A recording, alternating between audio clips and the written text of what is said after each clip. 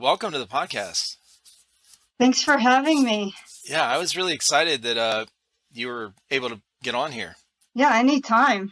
So I was looking for your Instagram or your Discord name, and I thought it was going to be Sniper Chick on there since that's your Instagram, and I couldn't Yeah. find it. I was like, oh, maybe she didn't join yet. So then I was just about to text you, and then I went through the welcome section on our Discord and found you were the most recent, one. I was like, oh, that's it, because I saw I think it's your team tag, the Dire Yeah. Wolves. So basically what I did was because I started as Sniper Check, and I'm like, I'm just going to put SC, which is a short form for Sniper Check. Right. And then DW48 is my Direwolves, name tag. Mm-hmm. So Definitely. So otherwise it'd be like a whole alphabet. Then I'm like, I don't want to do that. I don't want to be known as Alphabet. Right. Well, we have, so I live in South Carolina. So most people, when you look at, if you're scrolling through whatever kind of posts and you see SC, you automatically think it's somebody in South Carolina. Oh, okay. And, so when I first saw your thing, I was like, oh, I wonder if she's in South Carolina. But yeah, Sniper Chick. I'm in the great white north. Yeah. Winter though. Usually cold, right? Yeah, it's like minus 40 parts of Canada. Not where I am,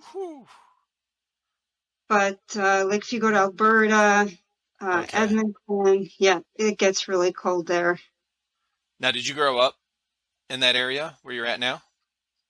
I pretty much, yeah, from Toronto. That's where I'm at right now. Okay. Yeah. I don't know if you know where that is. I could probably point it out on a map because the name will show up. So it's like 3 hours from Buffalo. Gotcha. Yeah, so it's not too full. That's not bad. No. I used to have buddies when I lived in Ohio. I used to have friends that were Michigan and New York and stuff that would go. They would take trips to Canada. Now this is back in the mid 90s, I think. They would take trips to Canada to get Molson. I think it's Golden or Molson. The one beer, Molson beer that had back then. I don't know if they, still have it or whatever, but it had 10% alcohol in the beer, and they didn't sell it in the States. So these guys would go up there and get, buy cases of it and bring it back because it had higher alcohol. Because your beer down there is like 4%, 3%. What is it? Yeah, it's like Bud Light and all the regular beers are like under 4% or around 4%. Oh yeah, they're weak. Piss water. They call it piss water. Yeah, I remember hearing on the military. Mm-hmm. When we would train down in the States, we would actually bring our own. I don't blame you.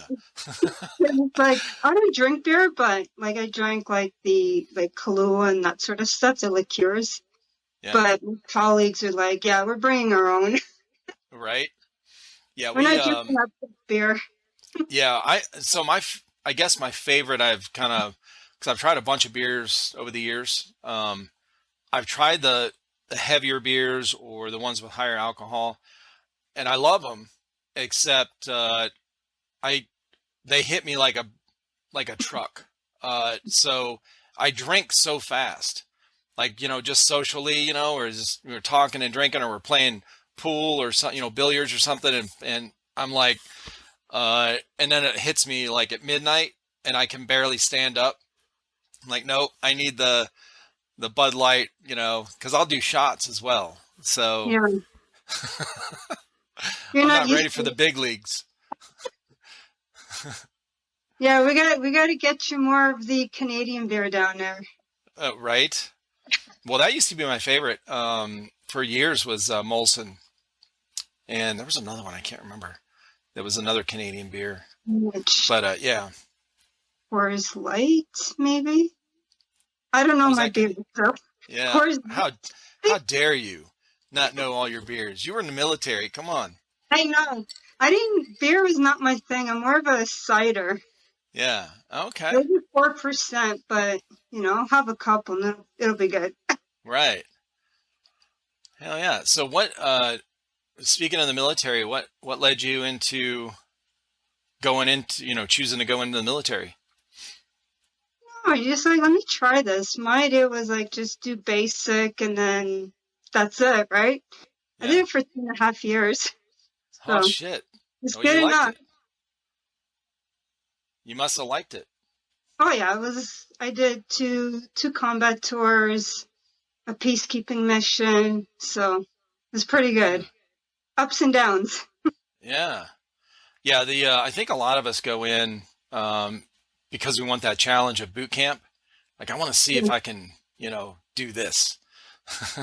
Yeah. I thought, oh, maybe, like let's just try it. And then a couple years later, tours came up and I said, you know what? I'm gonna do a tour. Yeah, I got more than I bargained for. I'm sure. But it was good. It's a great experience. Like I recommend, if you're 18 or as soon as you're of age to join the military to do it, Yeah. because the relationships the camaraderie that you build are just forever, pretty Right. much. For So, sure. Yeah. There's mhm, one of the guys I served with who we're both from up north. I'm from Ohio. He's from Maine. mhm. We met in the Marine Corps, and then, um, we both moved down here to South Carolina separately at separate times. I didn't even know that he was already living here until, like, I don't know, a couple months after we were here. Mhm. And I think we were emailing back then. This is, 15 years ago. And I think we were emailing. It might have been on Facebook. I'm not sure. But he said, I told him I moved to South Carolina. He was like, Mhm. "What? I've been living here for, however many years." I said, "Holy shit." So then we figured out what cities we were in, and we lived like 15 minutes away from each other. Didn't even know. And this is the Wow. guy I was, stationed with at Camp Pendleton, California in 1991 and 92. So Wow. pretty crazy. That's Oh yeah. crazy. Yeah. But yeah, we're still, good friends. I have a couple people in throughout the United States that I served with, Yeah. that I'm still in contact with. So yeah, those don't go away. No, no. I'm still in contact with a few left. Others transferred over, became like officers. I'm like, you made the worst mistake. So you You were don't get, enlisted? yeah, you don't get, Yeah. like, I was a reservist. Hmm. So what would it be like in the US? Not the officer, the non-commissioned. So I don't Yeah. know what it is in the States. We call it the same thing. We have a non-commissioned officer. They call it NCO, or non-commissioned Okay, officer. so it'll be the same. Yeah. You Yeah. do you do all the work, the hands-on, which is what I much prefer. Right. So we have, so in ours, well, I'm not sure about the other branches, but the Marine Corps, we had, from E1 to E3 was just regular enlisted, Hmm. and then, or non-NCO. Then from E4 to E6 is a non-commissioned officer. And then once you get above that, and E6 is like a staff sergeant and above, then you're a staff NCO, or staff non-commissioned Okay. officer. And then we have a thing in there where, a rank that is called warrant officer. So a warrant officer is somebody that was enlisted. They went in as enlisted, and through their training and through their, you know, maybe experience. Some guys, like back in Vietnam and, a couple wars and stuff, they would be commissioned on the battlefield as an Hmm. officer. So they were enlisted like a corporal or a sergeant, and then the general or whoever, a colonel, whatever, would give them a battlefield commission, Oh to wow. be an officer. So they would be they couldn't be an official officer like a captain or a lieutenant. They could Hmm. be, they were warrant officers. So they Ah, so they had the separate kind of, so we had enlisted, then we had officers, and then we had warrant officers, hmm. for us. Okay. Yeah. And it was the Yeah. same ranks for reserves as well. So for Hmm. reservists. Yeah. Yeah, warrant officers in the Canadian Army are basically part of the NCM, the non-commissioned members. Mm-hmm. It's all under that umbrella. Gotcha. You're typically like you have a sergeant that can be a platoon warrant, but they're typically like in charge of the platoon. Okay. As an NCM, yeah. Now, were you into guns and shooting before you went in the military? No, Oh, I never shot ever. Like when I did my basics, so we had to shoot the service rifle, so the C7, which is basically the equivalent to the M16, but with okay. the sight, the Hmm. optical sights, it's like a 4 times magnification. Hmm. I never shot a gun in my life, and they thought I was in cadets. I'm like, nope. I just applied all the principles, right? And For I just sure. after that, I was like, I really like shooting. Right. So I was like, That's this is most awesome. people. Pardon? Yeah, that's most people. Once they get around shooting and guns and stuff, like when they, especially like if they've never done that and then they go in the military or some kind of training like that, then they go, yeah, I like this is fun, and useful. Exactly. Yeah, it is. At first, it can be intimidating because I was like, "Oh my gosh, this is something that kills people. It can kill, Hmm. right?" But once you fired a couple rounds, you're like, "Oh, this is not as you're expecting like a bigger kick, and you know." But no, Yeah. after that, I was like, "Okay, I'm ready for the big guns, Right. the 50 cals and all that stuff." So Did you get to fire some of those different weapons, like the 50 cal machine gun or yeah, I did anything like that? yeah, we had one mounted on the vehicle Hmm. mounted, and we fired off. So it was pretty cool actually, Yeah. but it jammed. It Oh, was constantly jamming. That's why we didn't have them in our vehicles because it was that like you didn't have that consistent rate yeah. as you would with the C6, which is like I guess the American M60, the Gotcha. 7.62. Hmm. Yeah, that one is extremely reliable. At least for us, like the 50 cals we had Yeah. it's constantly jamming.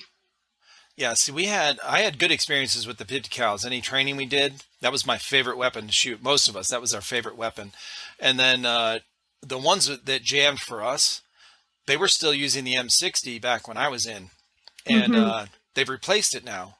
So they replaced it with the same 7.62 caliber, but it's called the M240 Bravo. Oh, okay. So yeah, it shoots I think it looks a lot like the Saw, the 249, and Yeah. I think it fires like that, but it doesn't jam as much. The ones that we trained with, the M60s, I hated them. And we would see them, when we were growing up, like we'd see them in movies, action Hmm. movies, especially Yeah. Rambo, the classic scene in Oh, the yeah. original Rambo. That's my favorite. He's shooting all the Yeah. wall of computers and shit. Yeah. Um, so I was like, when that movie came out and we saw it, I'm like, nope, that wouldn't happen. He would jam halfway through that belt. Nope. And, That was me with the 50 cal. right? Oh yeah, But we had it like on the butterfly. That was our setup. yeah. That was nice. I was like, okay, I can actually put my back into racking this thing because if it was the other way around, I'm like, I don't think I'd be able to rack it because, Yeah. I'm 120 pounds soaking wet. Well, listen, I saw this post, one of your pictures on your Instagram, and I was going to ask you about. You're standing with two other guys. You're on an airsoft field, I'm assuming, and you're all geared up. All you guys are geared up, but there's you and there's a guy on either side of you. They look like giants compared to you. And then the rifle you're holding is all ghillied up, and it's got to be this high above your head. I'm not joking. I was like, I zoomed in on a picture. I was like, holy shit, how is she carrying that thing? It's almost my height. Yeah. That's my bolt action, actually. Okay. So that was before I changed the chassis. So right now it's a bit shorter, Mm. but it's almost my height with the suppressor. Yeah, that suppressor's long. But that thing, recently I was able to hit 100-meter targets. Wow. That's a beat like that's airsoft. With what weight BB? 4.8s. Holy shit. That's a Yeah, what football field. that? Yeah, I don't. What is I it? mean, I for didn't know. American football is 300 feet, 100 yards. Is it? Is So, it? I thought football fields were longer than that. uh-uh. See, I don't know football either.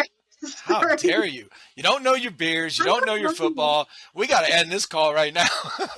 I'm a runner, so anything running, no.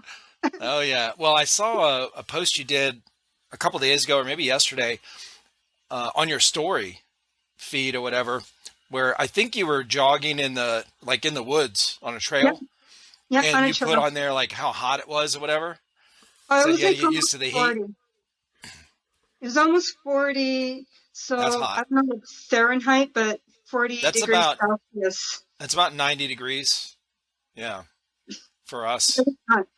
I'm trying Yeah. to get my body used to like the heat because we do like some crazy, insane airsoft events as snipers, and they're not like your skirmishes. Okay. We literally stalk like an opponent, Oh, right? wow. So if it's 40 degrees out, we do it anyways.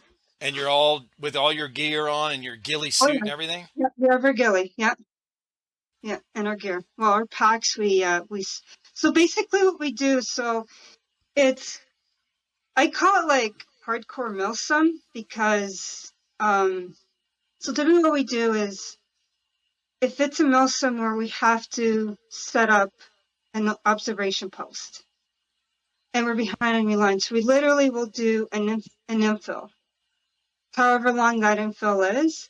And we have our packs, we have basically all the gear to sustain us for the duration of Yeah. that airsoft event. So if it's like 50 hours, I'm packing for the 50 hours Wow. unsupported, right? So Yeah. we'll literally do an infill, set up like a hasty, like a hide. Sometimes it's a hasty hide, really depends on the situation. Yeah. So that's where we'll ditch our packs. We'll set up, we'll sort of conceal it. That's where we'll eat shit, piss, whatever, right? Right. Sleep. And then we have another area which is closer to the enemy where we can actually see the enemy. And that's where there's no eating, nothing. You're just basically observing, taking notes, or calling Hmm. it in. And oftentimes we're within earshot, so we can hear what they're saying. And there are times where gets pretty intense, and it's airsoft, right? And you're like, oh my god, I feel like they're watching us. I feel like they know we're here, but they don't, Right. right? So you could be there for 24 hours, 36 hours, or however long. Typically events are like 24 hours to 36 hours. Okay. So, so you'll be at that OP for the duration, and then once the gig is up or the op is up, collapse it, get all your gear, and you exfil. But you don't just go anywhere. Like you have preset, like we plan our own infills, we plan our own exfils in the event, the contingency plans in the event X, Y, and Z happens, this is what we're going to do. Yeah. And it's all similar to what is done in the military. Like we've actually done some training with the real sniper. Oh, wow. So yeah, so a lot of the stuff is actually applicable, like what they do, but we airsoft it. So obviously, like you're not going to stalk for days Right. because you're not doing it over, a few kilometers. In one case, it was like a kilometer hike, Wow. right? And the OP was like about 100 meters from the main camp or where the enemy was, Yeah. right? And we were basically on our own. The only thing we had with our force was comms. There was no forces on ground. We were on ground. We were the only 4 men, 5 men, I can't remember, five-person crew Yeah. of our team. We were alone behind enemy lines for 12 hours. So basically we're told, do not get caught, do not get compromised. You're on your own for 12 hours. You can't call in QRF. That's it, right? Like you're on your own. I'm like, I love this because it That's forces you awesome. to think, like it's just challenging. Right. Yeah, right? that is So, awesome. Like all the things you're talking about, that is it's exactly what like a sniper spotter team would do is go stalk, gather information. You know, I think a lot of people have this idea that every single sniper mission is like, you know, what we've seen in movies or whatever, and where they go out, oh yeah, you're shooting like 30 people, you know, with the, you know, through your no, scope. And no. most in real life, most missions are not like that. They're intelligence gathering. So you're Yep. watching their movements for, you know, days. I remember when we did one of our training ops, whatever, in the military. We were doing ambushes. We were setting up ambushes. You know, we did. So I was in '89. We were still doing like Vietnam type of training. We weren't in the Oh, desert yet. wow. Yeah, so we were doing. We've still got issued. I was issued jungle boots. We learned how to dig holes and set traps, like with punji sticks. We learned how to set up trip mines in the, you know, on trees and stuff, Yeah. shit like that. That was all our training. I never had building to building training. There was no. It was all in the woods, and Really? No, like urban ops? no urban, none. I think I was talking Wow. to somebody a few months ago, and I said they were talking about, you know, CQB training. Oh, you know, because you were in the Marine Corps. I'm like, no, I don't. Like, I think we had one day, not even like a full day, just a couple hours on clearing a room, like in this, you Hmm. know, concrete building they had out in the woods. That was it. Everything was in the woods. So it was all like, it was crazy. But we would do ambushes and set up, you know, like learn how, you know, don't walk along a ridge line kind of shit, you know, like Yeah. be aware of your profile, you know, your silhouette kind of shit like that. And we were sticking, you know, sticks in our helmet, right, to break up. That was our ghillie suit, you know, our little Yeah. camouflage.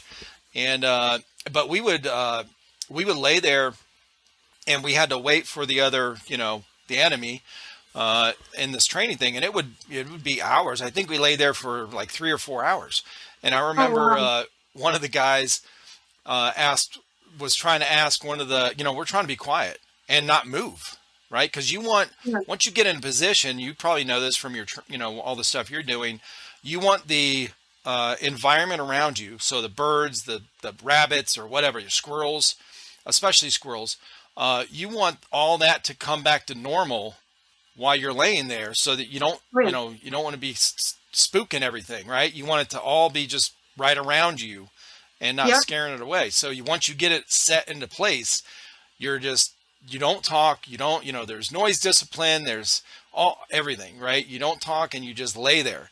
And I remember one of the guys like, man, I gotta take a shit, you know, and and we're looking around like, and your movements are very slow. So if you turn your head, you're not like, hey, what's up? You know, you're like, just like very, you know, and so he'd be like, hey, I gotta take a shit. I'm like, bro, like shit in your pants. Okay. You're not getting up. You're going to give away our position. So, Yeah. you know, that was, you know, we all came out of there, you know, messy as hell. Okay. Oh my When you're, God, I can't even imagine. Yeah, like that's how so we've done like stocks, like training stocks, like 3 hour training stocks.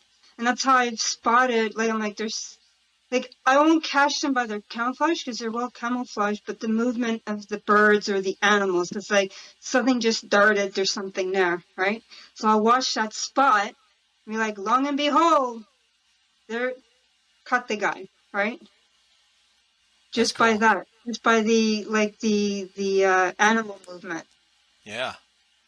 Yeah. The It's a big worst thing. is when The worst is like there's this one field we go to where it's like 200 acres, if I'm not mistaken. Yeah. So they have wild turkeys. Oh shit. And a few times we'd be doing like our stock or our infill, and literally like right beside you, this wild turkey just flies, and they're loud, Oh right? shit. And you're like, what the hell was that? Because I didn't know there were wild turkeys at that point. I think it was one of my first events there, like at that field, Yeah. and it scared the living shit out of me. I'm sure. Now I know what, okay, that's wild turkey. Okay, now I know what it sounds like when they fly away when you're like close to them, Yeah. which is not good if the enemy's like checking that area, right? Right. Well, it draws their So, attention, like things that yeah. scatter, that Oh, movement. yeah. Yeah, definitely. Yeah, most people have so many people nowadays are growing up kind of in urban environments where they don't ever get out in nature like that. They're going on a hike in the woods. Mm-hmm. But to go, it's way different than going out there and laying there for like 2, 3 hours and Oh, yeah. or just find a rock or a stump to sit on or a log and just sit there and don't move and just watch the environment come back, all the animals and stuff come back to their natural area. They're not spooked anymore. Yeah, And you just see all this stuff. Like that's how it's supposed to be if you want to be hidden, you know, if you keep exactly. moving around and shuffling around, they're gone, and Yeah. yeah, you want it to be as natural as possible. Especially those sudden movements. That's what I've noticed. Like we've been in a spot for, a few hours, right? And things like you said settle down. If I find if you move slowly, they don't pick up on it. Uh-uh. You kind of, the more practice, the more you're out there doing these things, you learn like, okay, I gotta minimize my movements. Or if I'm gonna move, it's gotta be like snail's pace. Yep. If it's sudden, like you're gonna scare the birds away. But the Yep. worst is when you're trying to listen, especially at night, because night, I know noise travels faster, but it's harder to hear for some reason. And you have these birds going and you're trying to listen. You're like, I can't hear what's going on, like what they're saying because these birds are just going. I just want to scare them off, but Right. you can't, Yeah. right? So sometimes they work with you, sometimes they work against you. Right. It's so true. Yeah, I remember. So some of the videos we've done on our YouTube channel, we'd go out here in our backyard. We live in a little bit kind of a rural area in upstate, like the northern part of South Carolina, Hmm. and we have about a 1 acre lot or whatever. And there's we don't have neighbors, so or close neighbors. We do across the street, but not beside us. And then behind us is kind of like a woods. So we'll go out there and we have like I don't know if they're locusts or whatever kind of summer bugs we have that are so loud. Well, they're in a handful of our videos, and we're trying to like we're like we'll stop and be like, can you shut up for a minute? We're trying to film over here, but yeah, and sometimes the environment does not work with you when it's No. like birds, bugs, but I remember seeing in fact, just last week, Demolition Ranch. I don't know if you're seen that channel, Demolition Ranch on No. YouTube. So he's a big gun. It's a gun YouTube channel. So he was out there with a friend of his, and he's trying to do this film, whatever. And there's this bird in the background, and he keeps like, "Can you shut up? We're trying to talk here," and this bird keeps going up. But yeah, that's well. The thing with sudden movements too is I remember when we were doing our training, they were talking about move very slow if you're trying Hmm. to stay hidden, no sudden movements, because the way our vision is set up with the rods and cones. I think whichever one of those it is, either the cones or on the outside, whatever. But one of them is more for our peripheral vision. So if you're looking straight ahead, and you'll see movement quicker or easier Hmm. out of your peripheral than straight ahead.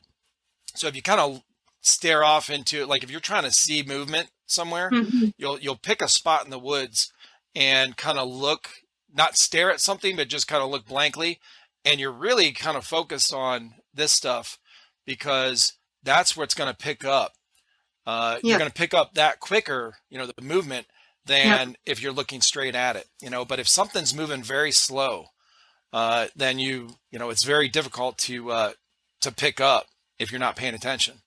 Exactly. Like I noticed that like when I look directly, I tend to miss it or I don't see it, but that's how I Yeah. pick, exactly like I said, I pick movement up through my peripheral. Hmm. That's, and I've been asked, like, how do you do it? I'm like, I just do.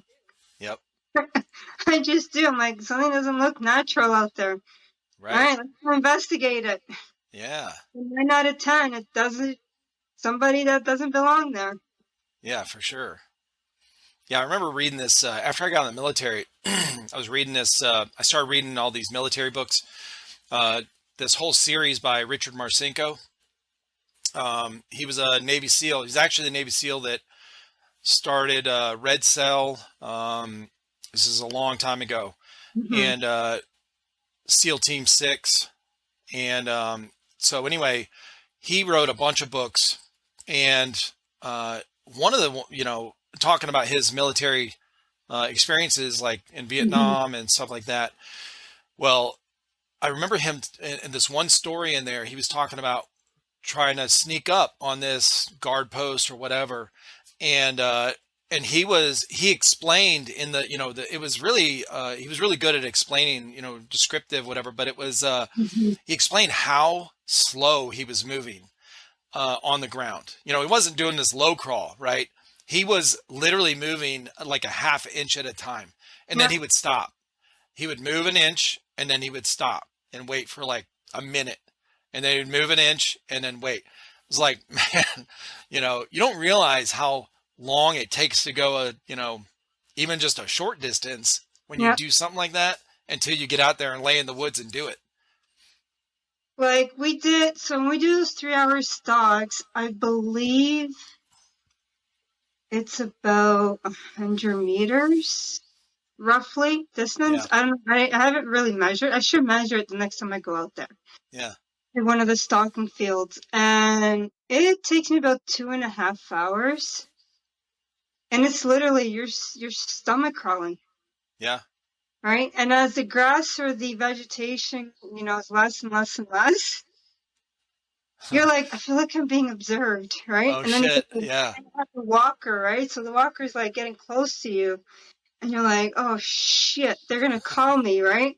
And then the walker turns completely different direction. Like, okay, they didn't spot me.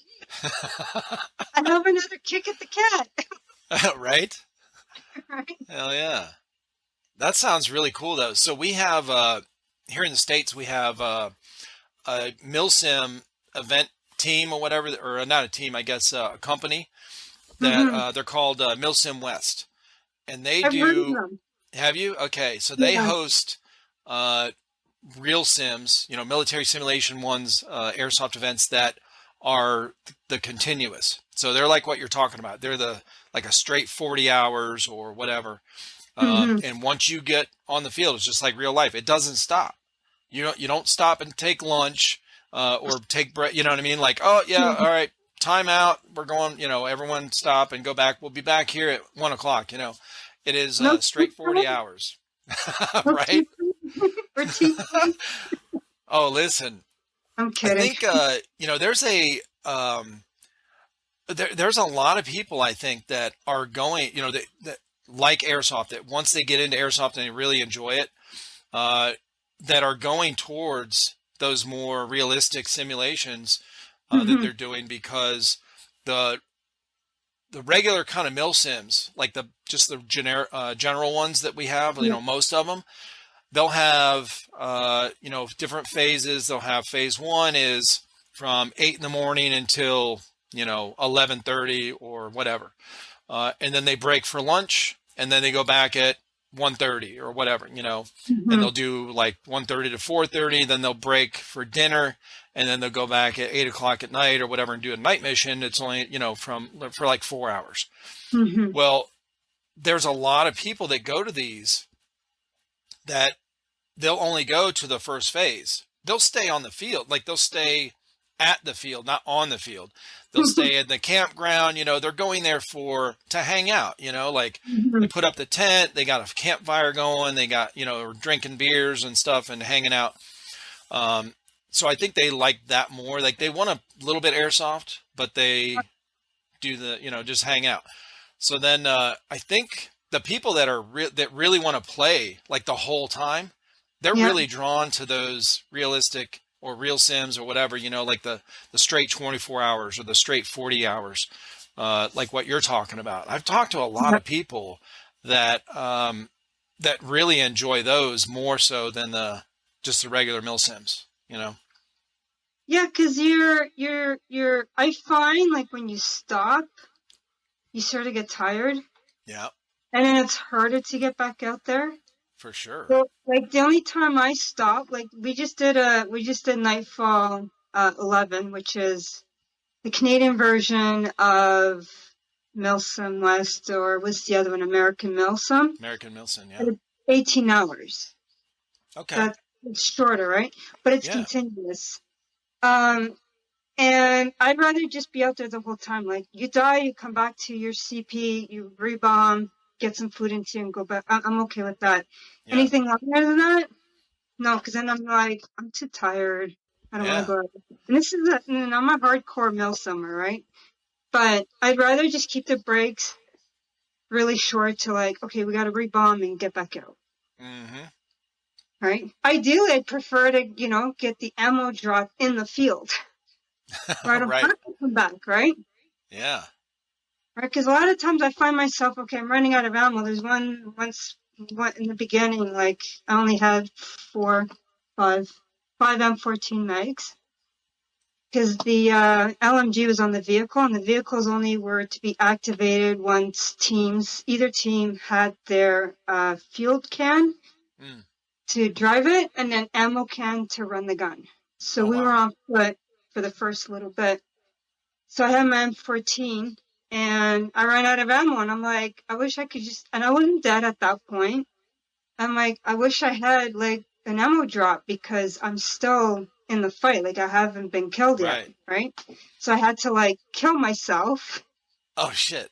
to go rebomb, right? Because I'm like, right? And I'm like, I'm not just gonna walk around as a live player with no ammo, or I'm gonna get shot. So I'm like, I'll just, put up my kill rag and just Yeah. look for my crew, right? Because we would have to respawn as a crew or as a squad. Oh. But I enjoy those events, but the events that I typically like to do are like, I guess what you guys would call like battle sims, so similar to I guess Milsim West, but a bit different. Gotcha. So basically there's medic rules in place. Hmm. Um so this particular one, you only have one life. Oh. So if you're shot, you basically fall on the spot.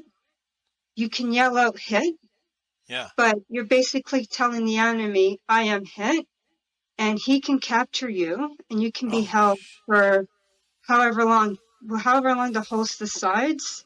Yeah. Like, he can hold you for the remainder of the game, or like an hour, 2 hours, right? Holy shit. Yeah, or you can be rescued. So that's why you don't yell out hit, you just fall in place, and obviously you stop shooting. And the other way to get out of that is your teammate rescuing you. Okay. Medicing you essentially, right? And so Yeah. you go back to a casualty collection point. Like in real life, there's a point there, and you're there for, I don't know, there's a certain time period, and then you're back out. Yeah. And then night kills, that's it, you're done. Like you're done. Oh shit. Game over. Yeah, that's Oh shit. yeah. So there's no that it's not for everybody, that Right. type of event, because it is like your self-sustainment, right? Right. And if you're just starting out, like that's not what you don't want to do that type of event, because you just want to, you want to have fun. You want to run around, run and gun kind of thing. That's not the event to run and gun, and not to lone Right. wolf. Because when you lone wolf, you'll get caught, and then you'll be held for the rest of the game with a black bag over your head. Oh shit. Yeah. That So is that discourages sounds that sort of awesome. thing. Yeah, it is. It is. And guys actually get like get right into it. Yeah. Yeah, it's pretty good actually. You know who would love that? Do you follow Soda 241 on Instagram? No, no, the name Yeah. bell though. Yes. She so I did a podcast with her like a month ago. She loves those kind of full immersion, mill sims like that. Yeah, And she was one of the ones that was telling me about how, the Milsim West and, how realistic, whatever, once it starts, you don't stop and that kind of thing. And she loves those more than the regular mill sims. Yeah. Yeah, she would love those kind that you're talking Yeah. about. It like you literally there's no depending like where you are like in the team, like if you're you're within the section, you're with that section the whole time. Yeah, There's no like, oh, I'm just gonna go off and piss somewhere or take a shit. Like, no, you're bringing somebody with you because right. now you're watching because you don't know where the enemy is. It's a full 360, full battle, right? Yeah, Like for us, we're in a hide, right? Most of the time we're used for reconnaissance, and then there's the odd time where we have to take the shot. And we're actually working on working to shoot beyond, like actually hitting targets beyond 100 meters. dude, this is yeah. When you said that about 4.8 going, a .48 going 100 meters, like Yeah, that's impressive. you're essentially artillerying it. Right. It's like angled like this. Yeah, yeah, you're pretty much like Yeah. it's crazy, and it's not like real steel where you're using this, like if you're using the same bullet, you get that data. It's the same data, and you sort of built that dope card. Right. We're going to be working on dope cards for these, but the BBs act different than bullets, Right. right? They're a bit more unpredictable, Yep. but it's totally doable. Like we're getting pretty, like even 100 meters, we're pretty consistent. Hmm. Well, So I have so since we started our channel, so 3 years ago we started our channel. Before that I knew nothing about airsoft. I'd heard the word. I bought my kids, airsoft guns when they were like 12 years old or whatever, 10. But that was all I knew of it. The little pistol springers until three yeah, years ago. And now I'm learning all the stuff. And I'm like, when they first started, I'm like, you don't need scopes on there. You don't need sights on there. What do you need that for? The BB goes all over the place. So now I'm finding out from talking with a bunch of people on here that have started to kind of perfect these their guns or whatever. And now the only variable really, obviously the wind, yep, or a little stick or branch that you're shooting through, but and the BB, but they're really fine tuning how far this thing can shoot pretty accurately, and yeah, so it's kind of changing my mind. The couple I talked with last week or the week before, they were explaining to me about how they've done all this testing and research, and they're getting their groups really tight, farther and farther out with these guns. yeah. It's crazy. We're working So, on it. Like, so I'm working. So ELR is extreme long range. mm, It's a company here in Canada. You can look them up. ELR Airsoft. I think, isn't that the link you have on your bio? It goes to I their website. Yes. Yep, yep. So the owner and co-owner, Craig and Michael. Michael is Bacon, DW01, I believe. He's probably gonna kill me by not knowing his call sign. Sorry, Man, Bacon. But so they're actually spearheading this extreme long range. Craig's rifle actually shot 500-foot IPSC size steel target. Not consistent because they're dealing with crazy winds. Like the hold off was yeah, insane. right. Oh, 500 foot. It was 500-foot shot. That is crazy. And nothing wind. So I'm like, okay, if it wasn't a windy day, I'm pretty sure that would have been fairly consistent. Yeah, We're or if the working wind's at your on back. we're working on a few things. That is cool. So yeah, we're also planning on doing is it called Operation Copperhead Oh yeah, next year? We're planning that. gotcha. Like we really want to do that. Okay, Because it's trained not far from there. really. In Fort Bliss. Fort Bliss is not far. Mm-hmm. So Looks like a pretty thick AO. Yeah, yeah. I've heard a lot of good things about Copperhead. So we're hopefully like bringing our BAs down is not a problem. It's coming back that we're looking at Mm. because of the Well, customs. So from what I yeah. understand is as long as you can provide them the manufacturer FPS, the Mm. information, Yeah. you're good. But because our bolt actions are modified, so it's no longer Right. factory. So that's kind of the Yeah. thing where I'm like, we're gonna we need to figure out before um we can bring like we want to bring our BAs. Right. So So speaking of who that, knows? Like, wait, who is that? Canadians. right? We've come down with the ELR. Yeah. Well, how are you guys dealing with? So let me ask you this: are they trying to in Canada? Are they trying to get getting rid of airsoft again? You know how they did last year? They were Yep. they were trying to get like make it illegal or whatever. Uh, with all this stuff that's recently come up with just guns in general in Canada, are they are they talking about the airsoft thing as well, or is it not being brought up? No, it's brought up again. It's brought up again. Okay. If this current bill, which is C-21, Mm-hmm. falls under that, if it goes through, um, yeah, airsoft's gone. Like if you already have it, you have it. Oh, But the problem is you won't be able to import parts. So eventually guns are going to break down. yep. You can't get parts, so it'll slowly die off. Hmm.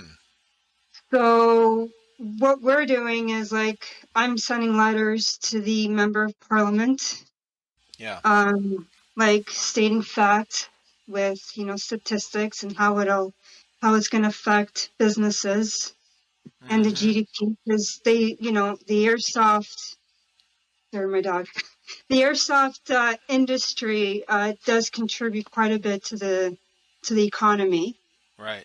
right? So by stating the facts, like you just have to be, as Michael would put it, reasonable, concise, and professional about it. There's three keywords. I just Yeah. fertilized that too, but you can't be screw the government, screw this, screw that. No, you got to say like, no, Right. this is what airsoft is. These are the stats. Here's how it contributes to the economy. Yeah. And here's how it contributes to the overall mental health. Because I know quite a few people Yep. who play for fun, but it also helps their mental health For sure. and deal with PTSD. I've met a handful of people, just me personally, that they use airsoft and milsims as their therapy. Like it helps them deal with their combat vets, Yeah. and it's really helped them through the last few years. Doing those events. And it's yeah, it's a real thing. But now, do you guys have paintball in Yes. Canada? So I That's wonder how it why. started. Is that in the bill as well? Is that covered under that bill? Like no paintball stuff, or are they going to allow that? I'm not sure about this current one, but the first one that died because they did the re-election. There was mention about it, but it wasn't. I don't think it was hit as hard as airsoft because their Right. markers they don't look as they're not Is that what it aligned. is? The look because it's replicas? Yeah, it's a replica. Okay. Airsoft is literally a replica Right. of the real one. Like because I own a Glock 17. Yeah. And I have the airsoft version, and I'm like, okay, let me see what the difference is because I've never put the two side by side, and you put the two side by side, and it's like, the average person will not know the difference. Right. Will not know. Yep. And that's the same with the 416, the M4. They're exact replicas of the real thing. And Yeah. there's been uh, people walking around with an airsoft guns. Like, Yeah. you know, like how stupid can you be to do that? Like, put it in a case, put a sock, use a gun sock, right? No, hell with those cases. We want to be able to carry it around the street like normal, okay? We have a bunch of states here in America where it's free open carry. So you can have it in your car, on your gun rack in your pickup truck. You can I've seen that. walk in the store with it. So constitutional carry. Yeah, we have. In fact, down in South Carolina, there, if you have your license, your CW, you know, your I'm blanking on what it stands for. But anyway, your concealed carry. Yeah, your CCP. That's it. Concealed carry permit. If you have that, you can openly carry. So they call it concealed carry, but you can openly carry, or if it shows through your shirt, whatever, it's still fine. So we've seen, you know, people at the grocery store, guys wearing them or whatever, like tucked in their back, no problems. Like it's not even an issue, you know. And if you get it pulled over for like speeding or something, they'll, you know, a cop will ask you, hey, you have weapons in the car, you know, like, yeah. Like, okay, well, you know what? Yeah, I mean, they just want to know you're not going to pull it on them, but there's no problem with it. You know, it's so there's some states in America that it's kind of like what you're talking about, where you can't have it, you can't, or you know, you can have it, but you can't. They can't see it. You got to, you know, hide it. If you're driving with it, it's got to be in a case, in the back, in the trunk, you know, that kind of stuff. But here in South Carolina and a handful of other states, you can carry that sucker right next to you. Like nobody cares. That's the kind of freedom I want. New Hampshire was like that. I was there at the 6 Hour Academy, and I don't remember any other store, but I walked into their pro shop, and I was like, I feel really safe right now. Yeah. Because the cashiers had their concealed carry permit, like they were openly carrying. I'm like, odds of this place being robbed, very slim. Right? Yeah, that is in New Hampshire that, you know, like that anybody that's concealed carry.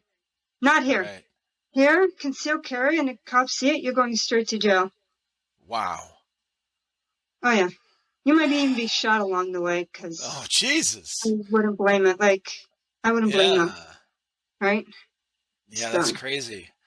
Yeah, it's you know, that issue has been going on back and forth for a very long time, as long as I can remember. You know, I feel like it's going to keep going back and forth, you know, forever. Oh, it is. It is. Yeah, it's difficult to, I guess, for somebody, especially people that haven't been in the military, it's difficult to get them to understand, well, why do you need a gun? You don't need a gun. What do you need a gun for? You know, that kind of mentality is like, that comes when people are living, I guess, too comfortably or in too comfortable of a spot, you know, like they live in these nicer like subdivisions, you know, where they're never around any crime, and they only see that on the news in these bad places or whatever, and it never happens in front of them. And as soon as they see it happen, you know, or it gets close to home, then they're like, oh shit. I remember when a few years ago when all the riots were happening here in America. I was watching. Yeah, it was getting crazy. Well, my father-in-law, my wife and I have been married 30 years. My father-in-law has always been against guns. Never liked guns. Never liked seeing guns. You know, I've always had guns in the house when the kids were, you know, as soon as I got out of the military and stuff. And he never was for guns. Those riots happened. He didn't call me because he knew I'd fucking bitch him out for being like, see, I told you. But he called my oldest son and said, hey, how do I get a pistol? I want to get a pistol. Because all the shit was freaking him out. I'm like, yeah, see what I'm talking about? Okay. But God changes their mind. Yeah. Yeah. Yeah. Yeah, it's you know, it's something worth fighting for, you know, those rights for sure. But a lot of those things, I understand why they're clumping in Airsoft with that, you know, because the replica, like it looks, but I don't, I think it's Like dumb. I think it's dumb. banning it, the problem is like banning it is not gonna it's not gonna stop. Like banning Right. handguns, they want to ban handguns. Like with the recent election in my province, uh, the government that challenged Liberal, if they were to be elected, we'd be losing all our handguns in this province, the Oh, wow. whole province. And it's like that's not going to stop all the handguns that are coming in across the border and Yeah. other means. It's not going to stop it. Like they have to Well, tackle crime at the social level. Like absolutely. I'm no expert in this area, but it's just like back in the day. So when I was like a kid, we used Hmm. to have free programs, like after school programs Yeah. that were free. The city, it was run by the city. We didn't have to pay for it. Now you have to pay for these programs, Hmm. and they're not cheap, Yeah. right? And oftentimes these families, the parent, it's usually a single parent, and that single parent's working 2 to 3 jobs Yeah. to make ends meet. And because they're working, they're not there for their kids. So their Right. kids, unfortunately, are hanging out with the bad crowd, Yeah. getting into crime, right? Because parents can't put, or the single parent or parents can't put them in these programs because they can't afford it, Yeah. right? Like, I don't know what the stats were back in the day when these programs were in, but I don't remember hearing about all this crime, Right. right? Well, I I'm think I'm sure it had a that's what positive the, effect. pardon? I'm sure it was better. I'm sure it had a positive effect Yeah, because it gave kids yeah. a purpose. Yeah, because now, like, the kids in these after-school programs, like sports, arts and crafts, or whatever, right? Like, it keeps them away from the street, Right. right? It's a couple hours. They come home, go to school the next day, right? Yeah. Okay, at school, they may hang out with the wrong people, but at the end of the day, it gives them something to do, and they feel like they're contributing to society, Yeah. right? Rather than, oh, I'm gonna, they hang out with the wrong people, and they get into the crime, and it's just this it's this vicious cycle that you just, once you're in it, you can't get out of it Yeah. or have a hard time getting out of it. So I think Sure. the government needs to tackle the social level, like go into these neighborhoods, into these areas and deal with those issues, the social issues. Yeah. Oh, I agree. Yeah, But it's go the ahead. kicker to C-21, this bill Yeah. is, so when they came out last year, the year before, 2020, I can't remember. But Yeah. when they came out with C-21, they came out, I think it was C-22, where they want to tackle, they want to toughen up on gun crime. Well, this bill introduced like reduction in gun related offenses. How is that tackling crime? Right? What? Yeah. I don't know the specific offenses, but I'm sure if we Google it, Yeah. there's a few in there. But they've reduced certain gun-related offenses with this bill. Like I don't know if I don't think it came out, but it got I think kiboshed Yeah. because you want to ban all these handguns and all these different firearms, but then you come out with another bill to reduce the current sentences for gun-related crime. Oh, so they're reducing the Reducing sentences the for sentence, a gun-related crime. yeah. See, this Certain, is the certain issue. crimes. That is the issue with these politicians making up these laws. A lot of them are not. They don't make sense. Uh, No, and honestly, I feel like they know that they don't make sense. They're only putting out there as a front to so they can get reelected. They're trying to appease the masses or the loudmouth, the ones that are crying the loudest about these different issues, just so they get reelected. And they don't really care. A lot of those things don't make sense. Like if you show how, this is the argument that's been going on forever. Like if you show the real statistics, so statistics don't lie, right? Numbers don't lie, Mhm. especially over a long period of time with enough, data, I guess. You can tell that more gun laws do not equal less crime or gun crime.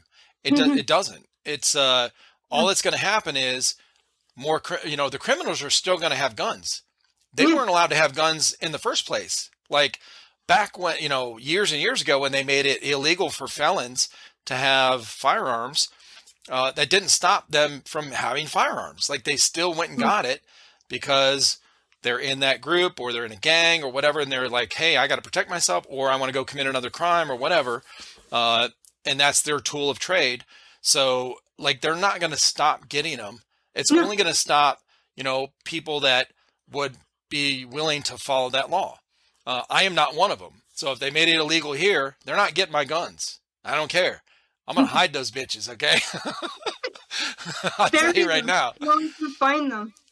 No, like that's what I'm saying is like, banning, like, okay, banning assault rifles because, like, why would you want to have an assault rifle? Why would you want to Yeah, have like a particular handgun or any sort of firearm?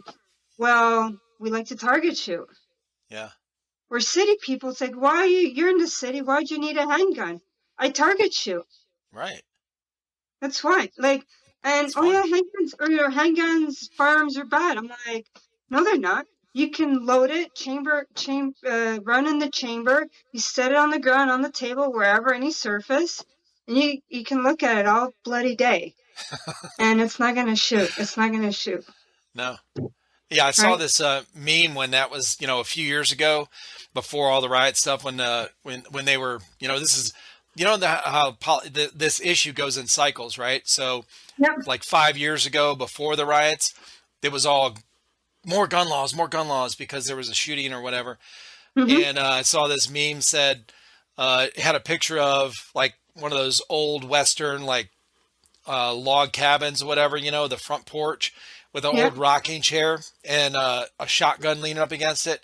Said, I went to work. I left my shotgun sitting here. I went to work. I came home and lo and behold, all day it just sat there and it didn't go and shoot anybody. It's like, Yeah. duh. But it's true because like I can't wrap my head around it. Like this just makes no sense, right? But again, it's about getting votes. It's Yeah, about, appearances. look, we've done something, it's Yeah, like it's not gonna, it's not like, it it is won't not gonna fix the stop. problem. Even the chiefs of police is saying Yeah, they know. it's not gonna stop. Like they even say it. Like I don't know which chief this one is from which police force, but he said it's not.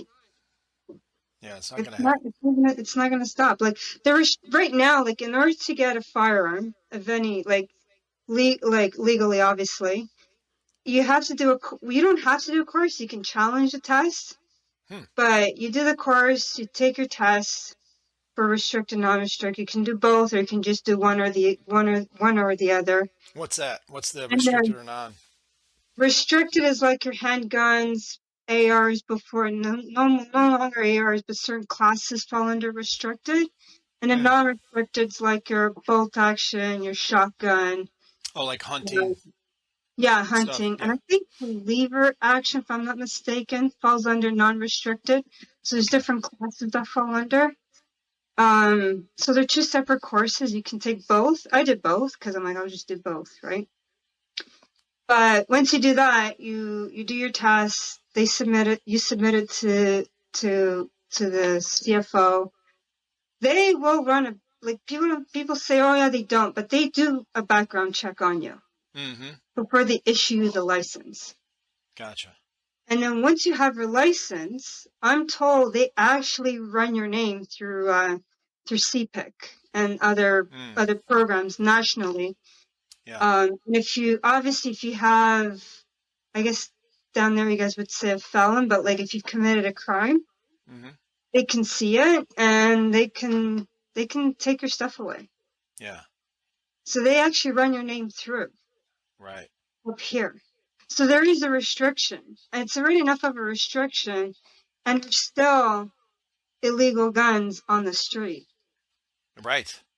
And politicians say, "Oh yeah, there's a percentage that are stolen from legal gun owners." Like, Dude, well, that's so small obviously, though. exactly. That's so small too. Those particular ones that are stolen weren't properly stored. Yeah. Because I guarantee if you're properly stored there, it's very hard to get into. Yeah. Like Or my properly pistol, defended. yeah, my pistol's double locked, Yeah. right? And not in like anybody comes into my house has no idea where it is. You'd literally have to turn a house upside down to find it, Yeah. right? So, and that's a very, like, again, it's a very small percentage of legal guns that got stolen. Like, it's a very small percentage. I don't know what the percentage is, to be honest. I don't Yeah. just want to say percent That's because I not the don't know. majority. That's not the No, majority of no, the illegal no, guns out there. Yeah. no, no. Majority are smuggled in. Yeah. And they Again, buy them criminals on are the street. laughing. They're laughing because they're like, Yeah. well, even with the current restrictions, we're still bringing in all these illegal guns. So it's not, Yep.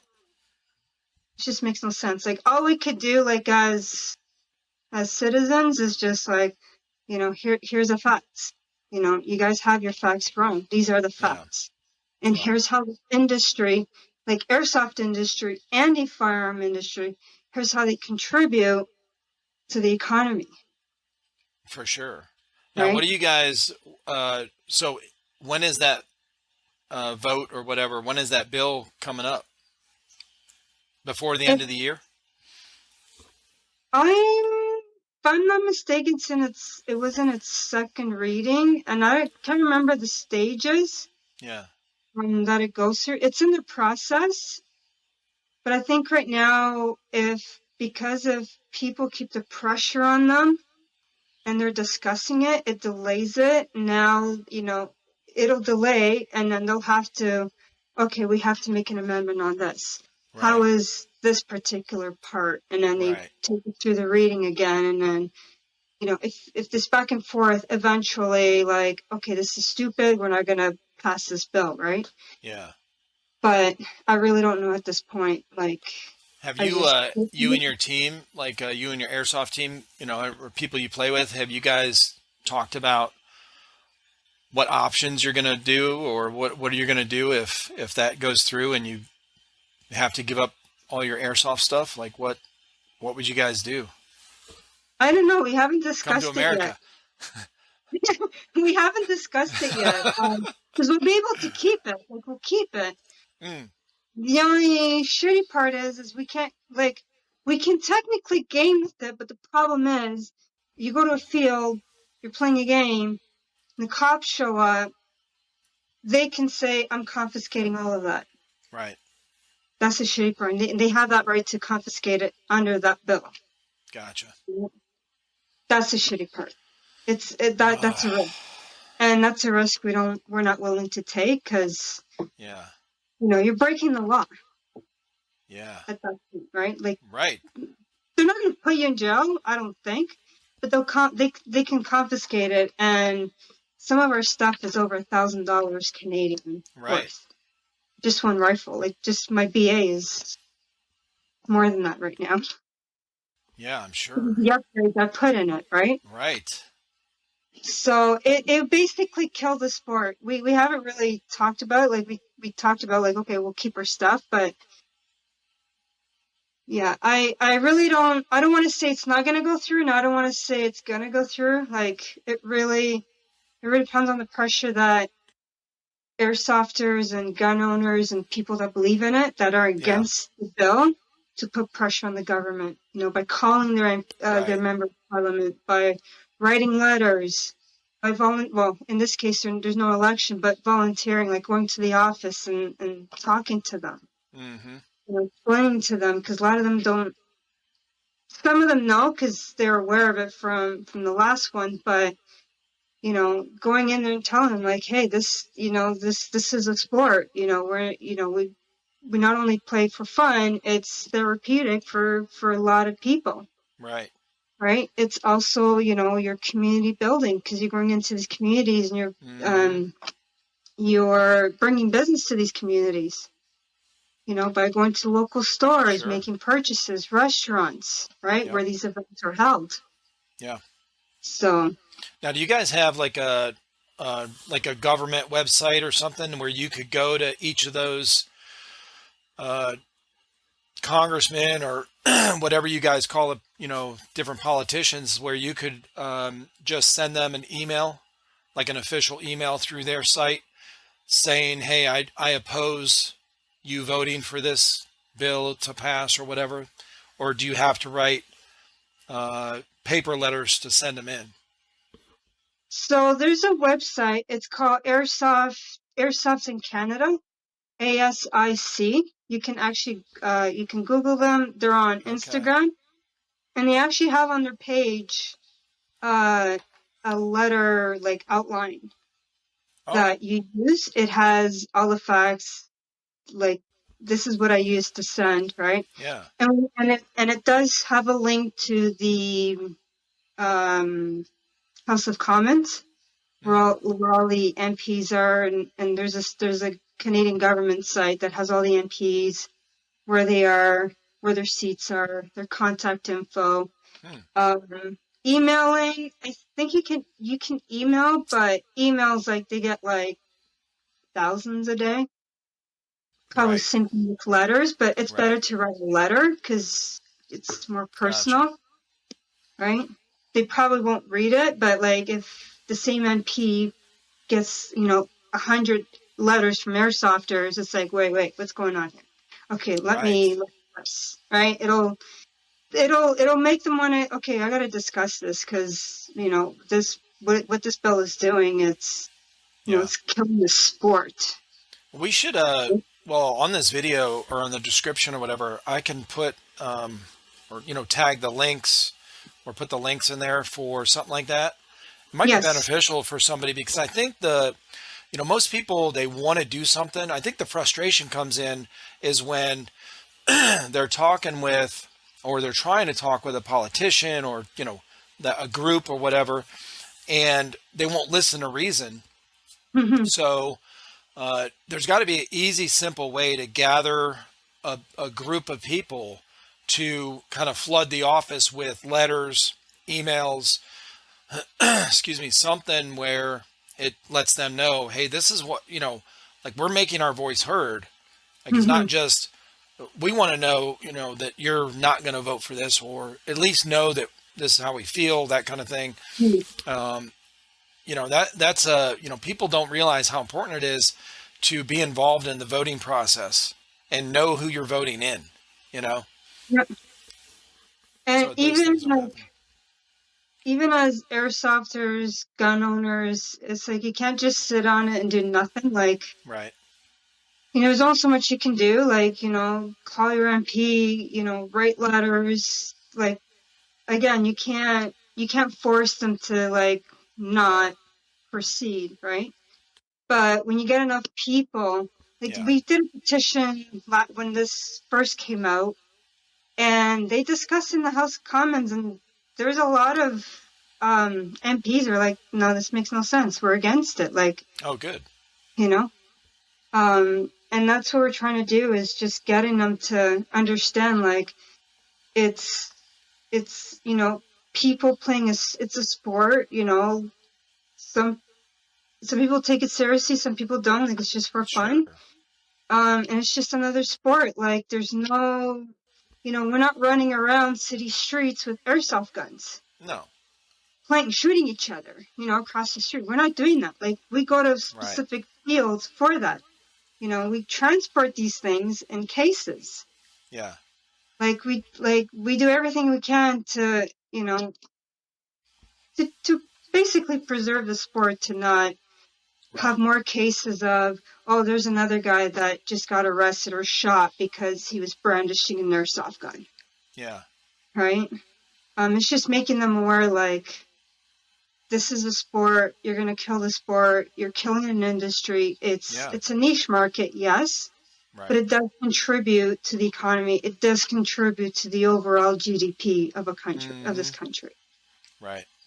Right? And that's what we want to make them understand. It's not bad. Right. Right? No, it's like all good vibes, Yeah, for exactly. sure. You know, we're a bunch. We're a fun bunch. Yeah, Right? for sure. Hell yeah. Now, were you into airsoft before you went in the military? So I was actually paintballing before. Okay. Yeah. So I was doing, we called it, what do we call it? We call it scenario paintball back then. Mm, I didn't do the speedball. That was okay. not fun for me, right? So I Yeah. did like basically the milsim. But it was Gotcha. like, 30-minute games. You do a 30-minute, go back in, rebound, go back out, do another, like capture the flag or attack and defend, that sort of thing. Yeah. So at the time I was in the military, so I was 4 years in at the time, and I was actually helping running the Small Arms trainers. It's basically a simulator. Mm, So we'd run guys there first before taking them onto the range. And one of the sergeants like, "Oh, you should try airsoft." huh. And I'm like, "What the fuck is airsoft?" Or potting mouth. But I'm like, I have no idea. He's like, "You should come out and try it." We're doing like he was running a training for one of the teams up north. So he's doing like advanced contact, peel backs, that sort of thing. I'm like, that's fine. I'll do that because I just want to try. I just want to see what this is, right? Yeah. So one of the guys lent me his M4, like no optic, just iron sight, classic M4. And I was like, yep, I'm selling my paintball gear that week. Literally, I sold my whole, like, in one Oh package, shit. sold it. And then I was kind of like, what should I get for airsoft?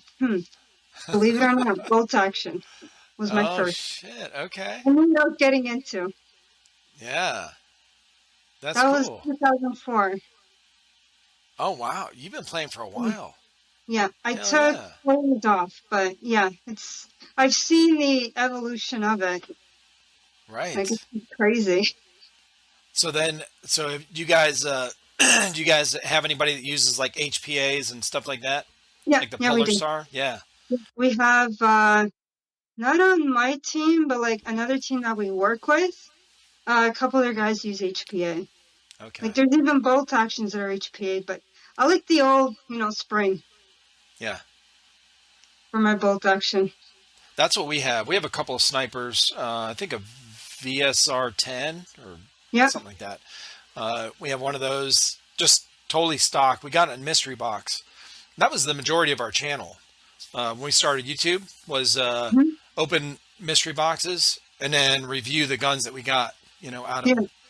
That's pretty much what we did. But we still have, a handful of them that we got. We never upgraded or nobody uses them. That's why I've been doing giveaways. I'm like, the shit's hanging on my wall and in a closet and whatever. I'm just like, hey, we'll do a giveaway, you know? Good way to do But it. hell yeah. Yeah, mine is SSG 10 base. Okay. So the A1, so it's basically the VSR clone, Gotcha. but now it's like not even VSR anymore. Oh yeah. Well, I think I've heard. I know I've heard of that because that gun because I think we were going to test this with to see how hot we could get it to shoot, right? And so we were. I think I was looking for a new bolt and a new spring or something like that to make it shoot higher FPS, and I couldn't find anything for that. But I found, the identical part that would, be able to be used in there Mhm. from that one you're talking about, the SS or whatever. And that SSG. was, Yeah. yeah, I think it was interchangeable. Yeah, it is. I think certain companies it's a bit tricky, but pretty much all VSR parts fit into this. Yeah.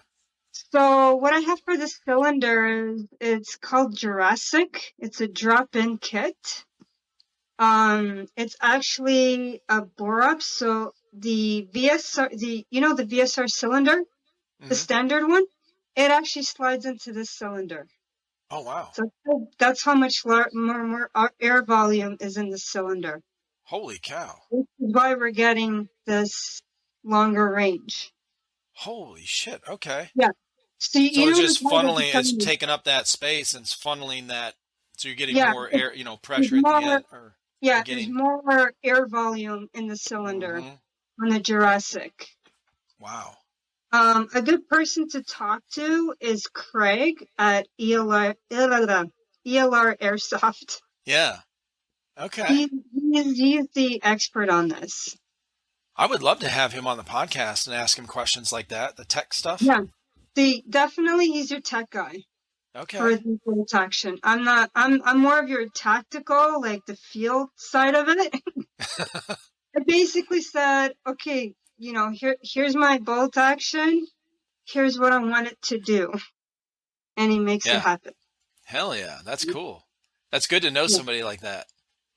yeah, oh yeah, and he'll ship to the U.S. He'll ship globally. That's awesome. So I would love to have something that shoots a 4.8, a football field. yeah, he even shoots. He even uses .5s. Oh my God. I That's haven't used crazy. them yet because they're actually black BBs and you can't see them. Yeah. So you have to have your rifle sighted in, like you have to know where it's shooting. You have to know the dope of it, Yeah. and then use the fives. We Before, uh we got a bot or a bottle, I guess, of black BBs one time, and they were, yeah, it was like the only time I've ever shot those. It was really hard to see where to go. yeah, you can't. You have to know, like you have to know Yeah. where your rifle's shooting. Yeah, for those because they don't make them in white. Mm. But yeah, we're using the heavies. Yeah. No It's shit, how, like, dude. That is crazy. and I don't know. Do you guys use joules or FPS down there? So they're starting to use joules now, or Okay. they have been for quite a few years, I guess. So I'm still kind of a novice with airsoft knowledge, and so I'm like learning all that. I'm learning from you guys. When I talk to people on here, I'm like, oh shit, I didn't know that, which really isn't saying much because I don't really know the whole lot about airsoft. Just pretty much what we've handled here Mm-hmm. and what I've learned from talking with you guys. So. But from what I understand, the rule in America, the standard was FPS. Everybody went by, all the fields went by Yeah. FPS. And I guess I'm going to guess in the last handful of years, I'm not sure how long, uh, a lot of the, I guess, more involved events, maybe like the mil sims and stuff, started Mm-hmm. doing both or using the joules because Yeah. FPS was deceiving because if somebody didn't have, if you just go up there to chrono and you say, oh yeah, I've got 2.8s, right? Uh, but you really got 3.2s or whatever. Mm-hmm. So the FPS doesn't know that. So they Yeah. started going by joules, I guess, from, a lot of these people that are Yeah. assholes, and just Yeah. purposely break the rule, Yeah. You always have. That's why, like, when you do these like large I call them mil scrum events because it's like a large skirmish, 18-hour Oh, skirmish yeah. essentially. That's why they have their own BB, so they're using twos. Hmm. That's their standard, Oh, right? And the chrono's set for that, so there's gotcha. no one coming in with like, their own and chronoing, right? But Right. just to give you an idea, like the standard here is 450. That's like the max Gotcha. for a lot of fields. We're shooting at like 550. Woo! So just to give you an idea. And Damn. joules is like I'm at like 2.8, 2.9 joules. That is Spicy. crazy. Well, listen, Spicy. I talked to somebody just like a month ago. So I was talking to this girl that's in California. She plays like speed QB, indoor stuff. Well, her husband he's like a tech whiz with airsoft stuff. He's got some pictures on his Instagram where, and I asked him about this on the podcast, where he does, he's got the picture of his chrono, and it's like 1200 FPS. And I said, I want to ask you about that. So I guess he like, I don't know if he 3D printed or if he just mix and match parts, whatever he did to fine tune this thing, but it was shooting, and I want to say it was an AEG. It wasn't a Springer, rifle or a Mhm. sniper. Um, and it was shooting 1200 FPS. I was like, damn, bro. You like, Well, he was he yes. wasn't using it on the field. He wasn't trying to, get somebody. He was just trying to see how hot he could get this thing to shoot without, breaking stuff in the gun. Yeah. Um, but we had the same thing, like people that kind of ruin, the, or I guess where some of these rules come from. Back when I played paintball for a handful of years after the military, and Mhm. it was they started towards like 2000, 2001 or whatever. They started the fields we would go to. They started making us buy our own paint or buy the paint there at the field Mhm. instead of bringing our own, because the big majority of it was because guys were freezing their beat or their balls, and keeping them in coolers and stuff, taking them in the field. And these things are like shooting marbles. I mean, you get hit with that, it's you're breaking like masks and that shit I've heard hurts. of that. Yeah. I've heard of So it. I that's where don't those rules came from.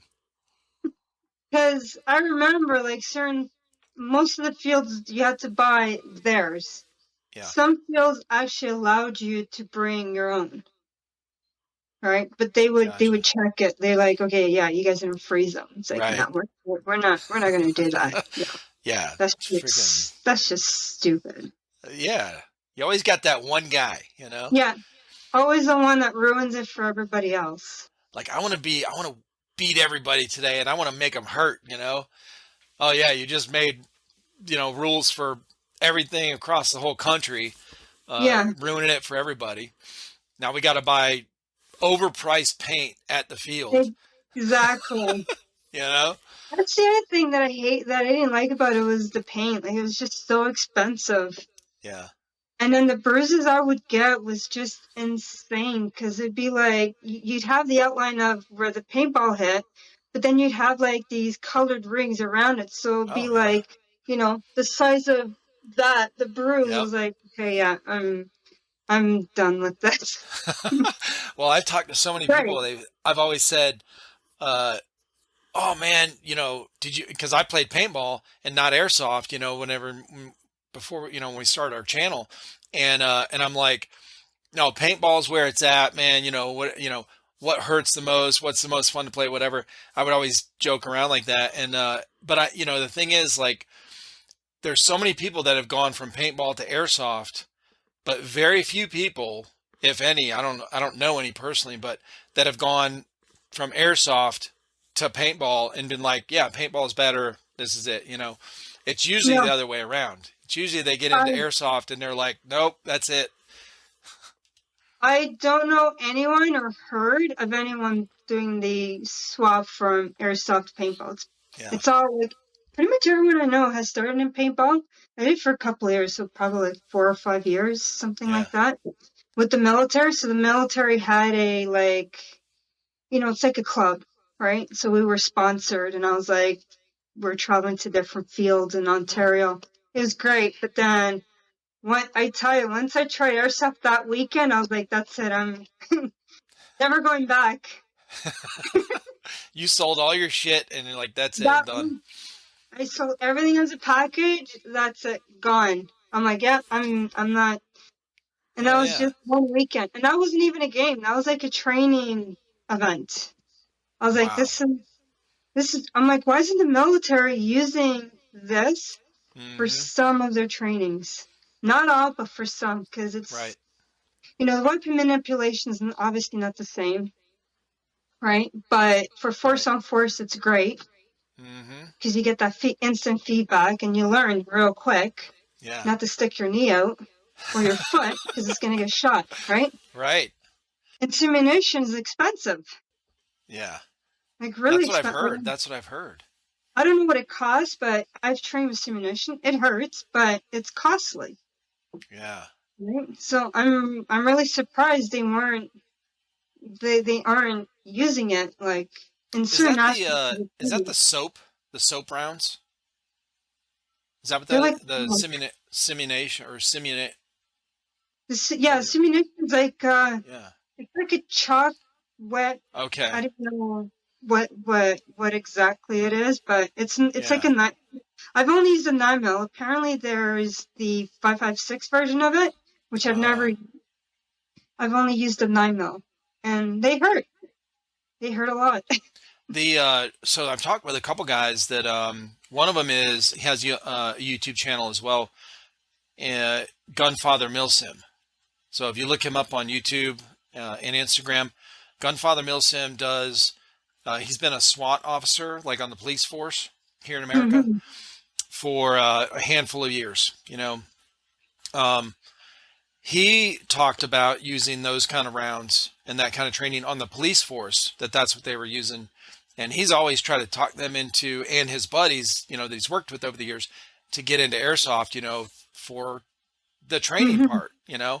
But he has a ton of good videos on his YouTube channel where he does a lot of CQB stuff, tons of, and he breaks it down, Hmm. uh, doorways and clearing rooms and vision and like where you can see and don't do this and do this. Um, Very good at that. And but then we have a guy that's local to us. He used to be on the police force years ago, and he used the same kind of. He talked about the same kind of stuff, and Hmm. and he was, and it's so similar to airsoft. He was like, why don't they just use airsoft? Like it's a lot cheaper to train with, you know. Yep. Especially on like force on force. Yeah. You can use blanks. We use a lot of blanks. Hmm. The problem with blanks is you're not getting enough feedback, so you're not Yeah. learning. Not like, and I've seen this with guys like exposing body parts. I'm like, you're gonna get like when I came back from my tours and we're doing, room clearing or some tactical training. And I would say you got to be cognizant of where your body parts, your extremities are, because bad guy's going to shoot that. But they Hmm. don't know until you do force on force. Like if you do airsoft, you will quickly realize, like, pick up on that. Like, okay, when I, go around this corner, around this wall, I'm not going to expose my elbow first. Right. I'm going to tuck it in. Hmm. I'm going to expose my weapon first before they see my body. And by the time they see me, it's too late. Right. Right? I'm like, again, I'm just surprised they're not utilizing airsoft for some of the training. Like it's telling me actually so when I went overseas, we had to do, I'm trying to remember if they found an IED, and so we were on the road and we had to get off the road and go into the side of the road and seek cover. Mm. Oh no, we found an ID, so we secured it and we were waiting for a cure up. That's what happened. Gotcha. So where I was, there wasn't much cover on the side of the road, and I couldn't just try to find cover. Like you have to stay in a particular and make use of whatever cover you have. Right. Had I not done airsoft, I wouldn't have figured it out. Huh. Because in airsoft, you learn like, oh, there's that little piece of cover. I'm going to use that tiny piece of cover. It's hardly any cover, but it's still cover. Right. Babies aren't getting me. Yeah. It's this little piece of cover on the ground that just covers enough of my body. And that's Yeah. exactly what happened in this scenario. Was there was like this whatever was left of this mud wall, like it was literally like very shallow, like low piece. And I just used that as cover. Nothing, like we didn't get shot at that point, but in case we did, I had hard cover. And it was Right. like very low. So I couldn't even be in a prone. I was like between a prone and I don't know, whatever the position you want to call it, but because of doing airsoft for so long and getting into these awkward positions, it translates to the real Sure. world where you're often found in awkward position. Like sometimes you can't be in a kneeling position. Sometimes you Right. can't be squatting. You have to make it up. Yeah. Literally, you have to make it up. And the only way you learn that is by putting yourself in those situations and training, Yeah. essentially, right? For sure. Well, you guys, so it looks like you guys do a lot of events, a lot of training, your team that you play Yes. with. And what is your next big event you guys have coming up? So we're actually running, it's the Airsoft Canada Sniper Certification Program. So it's national program. It's basically a safety program where we teach individuals how to safely handle their bolt actions, Yeah. especially when they're upgraded, because that can cause more damage because they're shooting at a higher FPS or higher Right. joule compared to your AEG. So we're giving students, we're giving airsofters that want to play the role, whether it's in a skirmish or a MILSA, the tools to play safely. That's cool. So And we're you're running, one of the instructors, right? yeah, I'm one of the assistant instructors Yeah. because my schedule is just crazy sometimes. So I just help out with the setting up, teaching a couple classes, Gotcha. helping students one-on-one. And so there's different levels right now. So right now we have 2, 3, 4A, 4B. So 2 is like your introduction. Mm. 3 is to allow you to shoot up to 550 FPS. Yeah. And then 4A, 4B is more like a leadership. So Okay. you're actually leading a sniper det at a milsim. It's more, this does not apply to mil scrims or the skirmishes.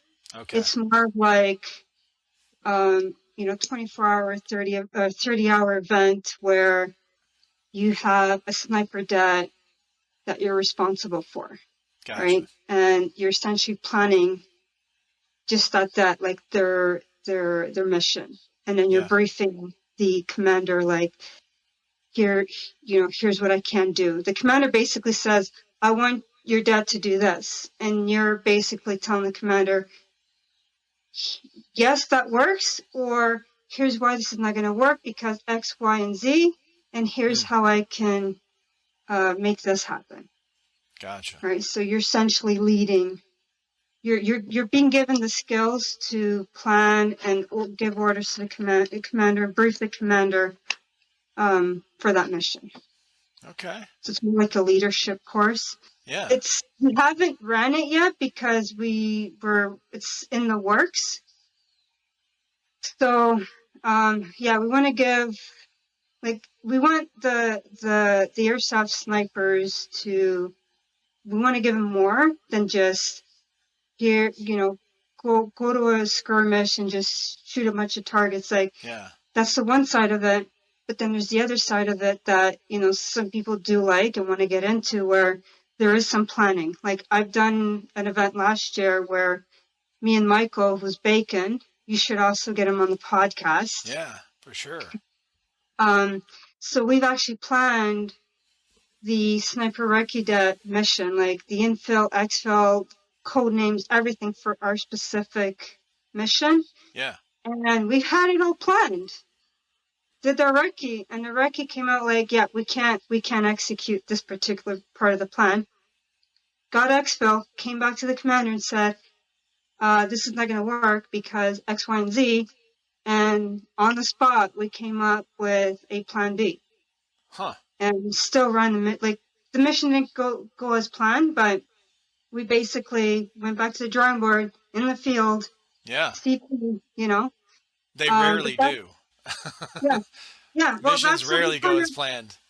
exactly, right? And I know that too well, right? Like, you can have a perfect plan. It's great. You have contingencies, but sometimes the main plan doesn't work. That's why you have recce. That's the Right. importance of reconnaissance, not just, Yep. we're just going to send out a platoon, go to this spot, and launch the attack from the spot. No. You've got to do recce. Because this particular situation, there was a bug. that we did not see on the map, that wasn't on any maps that we Oh, looked at in this yeah. particular. It's basically the Canadian version of quicksand. Oh, wow. So 4 of us got stuck in it. Michael, half of his leg was in it. I'm trying to get him out. He's a 6 foot guy, like he's a big guy. Yeah. I'm trying to yank him out with my pack on. We're all like kitted, right? And it's like, we're not bringing 20 guys through this. Yeah. We're calling for an exfil. We're going back. We're briefing the commander, and we're going to come up with another plan. Right. And that's what happened, right? But that's the That's kind of cool. thing we want to offer the community, the guys that want to take the role more seriously, is, you know, teach them the safety aspect of it, but also teach them, you know, how to infill, how to do a stock, how to cam and conceal, Right. how to operate out of a hide, how to lead, That's cool. right? Yeah, how to.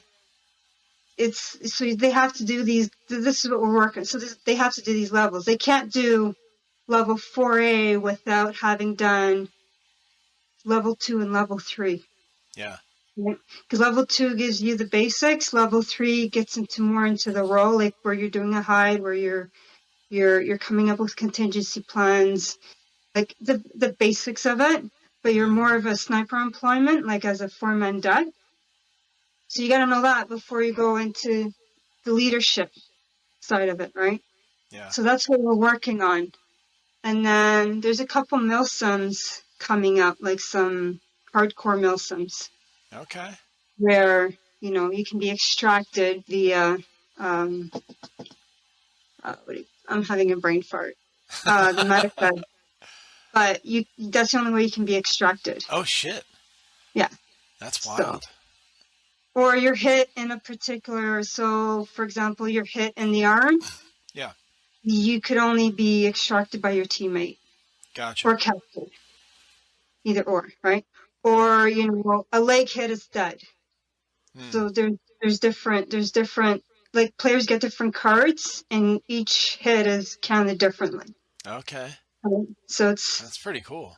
it's not like I'm hit, kill reg, Right. met, you're back in, or you walk back to spawn. No. It's you're hit, you're in the spot, medic comes in, either you're extracted by litter. There you go, I was thinking of that word, by litter, or you're extracted by your teammate to a CCP. Or if your team can't get to you because they've decided to fuck off, well, the enemy now can capture you. Oh, shit. And now they have the intel, whatever intel's on you, now they have access to it. That is so cool. And if you want to be like an asshole, you hide the intel and you can say, now you have to search for the intel. Holy And you're shit. giving them permission to search you, right? Yeah. So you can either give permission to search you and try to find it, or you can say, okay, here's my intel, here's all the intel I have. It's the same thing as if they're searching you, but you're like, I'm not playing that. No, here's the intel, right? Right. Yeah, so we have a few 24-hour, 30-plus hour one in November. Okay. So we have a few coming up. That is awesome. Well, listen, it's been really great to meet you. Likewise. Yeah, I'm really glad you were able to come on here, and I learned a bunch, and you know, I love hearing your story. You got a great story. Thank you for your service from one veteran to another. No problem. Same to you. Thank you very much Yeah, for your service as well. absolutely. So, where can people find you online? Okay, so I'm on Instagram. I think if you look up Sniper Chick, I should come up. If I don't, just type in SC Sierra Charlie _ right? Yep, DW48. gotcha. And then you have I'll put a link in that in the description as well for that, and then also your team, or the link that you have on your Instagram for ERL. Is that Yeah, it? that's ELR Airsoft. ELR. Yeah. They're actually my sponsor. Yeah, that's it. Okay. I'm sponsored by them. Gotcha. I'm also working with them on a few things Yeah. as a volunteer, because I believe in their business. Like they're doing really well. Sure. That's good. One of the owners is a veteran as well. Mm, So he served. Um, yeah. yeah, so my team is actually Direwolves, Airsoft. Yeah, that's what I saw on your Instagram. In fact, I think I had somebody from your team follow me today on Instagram, and I was like, because he had the same DW on there. Probably Bacon. It might have been. I'll have to Probably check it out. Bacon. Yeah. Yeah. I can send you his profile, Yeah. because you definitely want to have him on, because Okay. he'll go into more detail about the Airsoft Canada Sniper Certification Program. He's Oh, actually cool. spearheading it. Oh, nice. Um, and he's also got a lot, like he's got a political background, so he can go into more Oh, wow. detail on this whole Clusterfuck. Spill 21 clusterfuck. Exactly. Yeah, Yeah. he can go into Hopefully that way more doesn't. detail. Yeah. Hopefully that doesn't. Hopefully that goes well for you guys. No, Hopefully you and guys then get a big enough group to oppose that, where that goes away again. But hopefully. So crossing my yeah. fingers. Well, thank you again for being on. It was great to meet you, and we'll look forward to doing it again in a few months. Thank you for having me. Really appreciate it. Awesome. Have a good night. You too. Thank you.